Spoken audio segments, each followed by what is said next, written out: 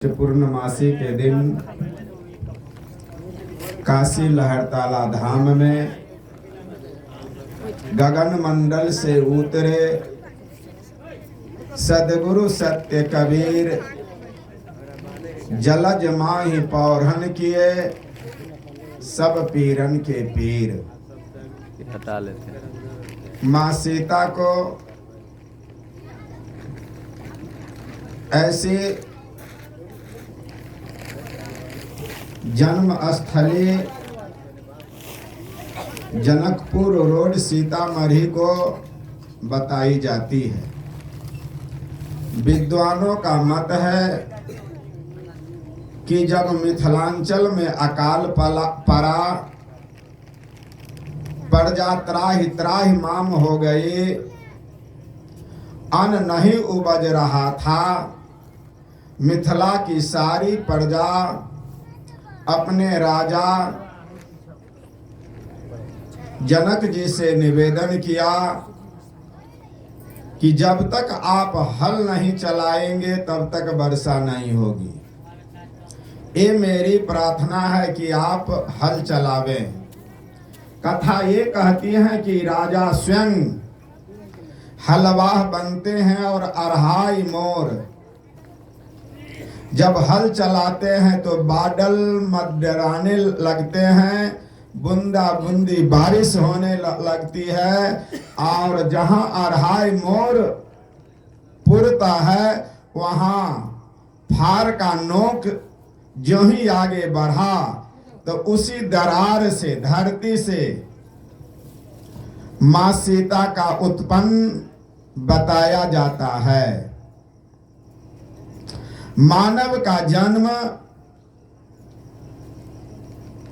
माता पिता से तो आप लोगों ने सुना ही होगा कि माता पिता ही इस सृष्टि का करता है, पालनहार हैं, और जब वृद्धावस्था हो जाता है तो संहार की ओर चले जाते हैं। आप शास्त्रों में सुनते आए हैं, लेकिन यह अकथनीय कथा है। आप विचार कर सकते हैं क्या धरती से भी कोई आदमी का जन्म हो सकता है? लेकिन कथा कहती है कि धरती से सीता माँ का उत्पन्न हुआ है। हकीकत जो भी हो, उधर किसी भी बालक का माता पिता एक होता है, 2 4 5 नहीं। लेकिन आप लोगों ने हनुमान चालीसा का अध्ययन किया होगा तो उसमें लिखा हुआ है कि शंकर सुमन केसरी नंदन। हनुमान जी को पिता 3 बताया गया है, शंकर, सुवन, केसरी और नंदन। 3 पिता बताया गया है। हकीकत जो भी हो, काल्पनिक कथा हो या जो भी हो, कथा जोड़ी गई हो सीता के बारे में या हनुमान जी के बारे में, हकीकत जो हो आप अपने मन में विचार कर सकते हैं कहां तक सत्य है। इसी क्रम में कबीर पंथियों ने सोचा कि हमारे सदगुरु कबीर भी क्यों नहीं कमल फूल से आ सकते हैं। उन्होंने कहा कि गगन मंडल से उतरे सदगुरु सत्य कबीर, जलज माहि पौरहन किए तो सब पीरन के पीर। सदगुरु कबीर साहब का आकाश मार्ग से कमल फूल पर दिखाया गया है। लेकिन आपके आंख को मैं खोलना चाहता हूं, मानव के शरीर में भी आकाश है। ये क्या है बोलो? इस माथा को आकाश कहा गया है। नर और मादा 2 जाति है इस संसार में।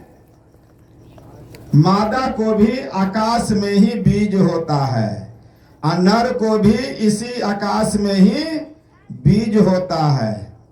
जब नर और मादा जब कामातुर होता है तो वह बीज चल करके नीचे आता है, और जब वह नीचे आता है जहां वह मिनट भर के लिए ठहरता है तो वह बीज जब नर मादा का शारीरिक संबंध बनता है तो एक दूसरे को वह ट्रांसफर करता है। बात समझ में आई? लेकिन इसी बात को हमारे महापुरुषों ने लिखा कि गगन मंडल से उतरे, लेकिन दिखाया गया है क्या? आकाश मार्ग से एक ज्योति आई, गगन मंडल से उतरे सदगुरु सत्य कबीर, आ जलज माही पौरहन किए तो सब पीरन के पीर। सदगुरु कबीर साहब आकाश मार्ग से आप पुरैन का पात माँ के गर्भ में, माँ के कोख में होता है। क्या होता है? पुरैन का पात, जहां बीज ठहरता है। जब नर मादा के संग शारीरिक संबंध करता है कामोत्तर समय में, तो वह बीज माथा आकाश से चल करके और कमल के फूल पर स्थिर हो जाता है। एक साथ हजारों कीटाणु जाता है, जो कहीं एक जगह एक बचता है तो एक बच्चा पैदा होता है, जिसको 2 अंडाणु स्थिर हो जाता है उस कमल के फूल पर माँ के गर्भ में, तो जुड़वा बच्चा पैदा होता है। बोलो सदगुरुदेव की। 2-4 दिन जब बीता अन्न क्षीर नहीं खाए,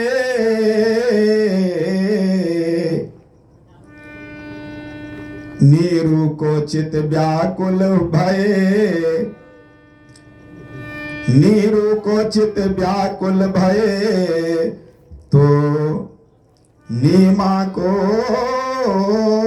गाली दिए। अरे नारी तू क्या हर लाई संताप, आ बालक कुछ न खातु है, क्या करूं रे बाप। बछिया जवाब में बालक कहते हैं, बछिया एक कुमार मंगाओ, ताको दूहो थैन, आसोले मोहि जिमाओ, तो हम बहुत खुशी है चैन। नीरू, ऐसी कथा आती है कि बालक को जब लेकर के वह गया, नीरू और नीमा दोनों दंपति मिलकर के कहां पहुंचते हैं? काशी नगरी, अपने गांव। जब अपने गांव पहुंचते हैं तो बालक उस दिन से कई दिनों तक कुछ अंजल ग्रहण नहीं किया, न किसी का स्तनपान किया। नीरू को आवेश आया, गुस्सा आई, तो उन्होंने अपने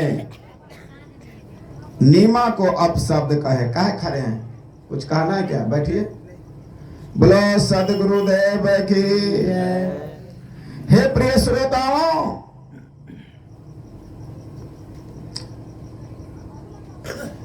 कहा कि बछिया एक कुमार मंगाओ, ताको दूहो थैन, असोले मोहि चढ़ाओ, तो हम बहुत खुशी है चैन। बालक के मुख से ऐसी वाणी निकलती है, सुन करके सब लोग आश्चर्यचकित हो जाते हैं कि बालक कहते हैं कि हम कुमार गाय का दूध मेरे सामने लाओ, और कुमारी गाय जिसको सांड से संपर्क न हुआ हो ऐसी कुमारी गाय लाओ। जब वह बछिया मंगाई गई, सदगुरु कबीर साहब की दृष्टि जब उसके थैन पर पड़ा, उस गाय के थैन पर पड़ा, तो दूध भर आता है। दूध भरते देख करके उसमें से टप टप दूध जब निकलने लगता है, नीरू और नीमा दौड़ती है, उस दूध को बर्तन में इकट्ठा करती हैं। और बालक कहा था कि सोले मोहि चढ़ाए, तो हम बहुत खुशी है चैन। वह दूध यदि तुम मुझे चढ़ाते हो, अर्पण करते हो, समर्पित करते हो तो मैं खुशी हो जाऊंगा। वह दूध लाया और उस बालक रूप कबीर को चढ़ाया। बालक ने कहा कि हमने तुम्हारा दूध को स्वीकार किया, प्रसाद समझ करके तुम लोग सभी लोग, कारण मैं नहीं कुछ ले रहा था, न जल ले रहा था तो न दूध, तो तुम लोग भी हमारे साथ उपवास कई दिनों से रह रहे हो। मेरी वाणी को तुम लोग स्वीकार करो। मैं वचन देता हूं, इस दूध को तुम लोग ग्रहण करके उपवास को तोड़ो। सभी लोग प्रसाद समझ करके, गुरु का प्रसाद समझ करके सब लोग ग्रहण किया, उपवास तोड़ा। लोगों ने कहा कि इस भव्य बालक का आपने नाम क्या रखा है? नीरू, आपने यह जो बालक लाया लहरतारा तालाब से, उस बालक का तो कोई नाम होगा, कहिए, हम उस नाम से बालक को पुकारेंगे, उसको कुछ चढ़ाना देंगे? नहीं। अब टोले मोहल्ले के हिंदू, मुसलमान, सिख, ईसाई नहीं, उस बालक को देखने के लिए सब लोग आते हैं। नहीं, जिसको जो श्रद्धा होती है, खुशी से बालक को उपहार स्वरूप कोई सोना चांदी कोई पैसा देते हैं। किसको? उस बालक के हाथ को। नहीं, कथा ये कहती है, नामाकरण के लिए नीरू ब्राह्मण को मंगवाए, काज मलाना सब आए। नीरू ब्राह्मण को मंगवाए, काज मलाना सब आए। काज मलाना सब आए। काज मलाना सब आए। उनकर नाम धरियो अपने पुराण से, यही कली काल में नाम धरियो अपने पुराण से, यही कली काल में नाम। उनकर नाम धरियो अपने पुराण से, यही कली काल में नाम। उनकर नाम धरियो अपने पुराण से, यही कली काल में नाम। साहेब परगट बेला काशी लहरत लाभ में, यही कली काल में नाम। साहेब परगट बेला काशी लहरत लाभ में, यही काल में। यही काली काल में हो, यही काली काल में। यही काली काल में हो, यही काली काल में। यही काली काल में हो, यही काली काल में। यही काली काल में हो, यही काली काल में। साहेब परगट बेला काशी लहरत लाभ में, यही काली काल में नाम। साहेब परगट बेला काशी लहरत लाभ में, यही काली काल में नाम।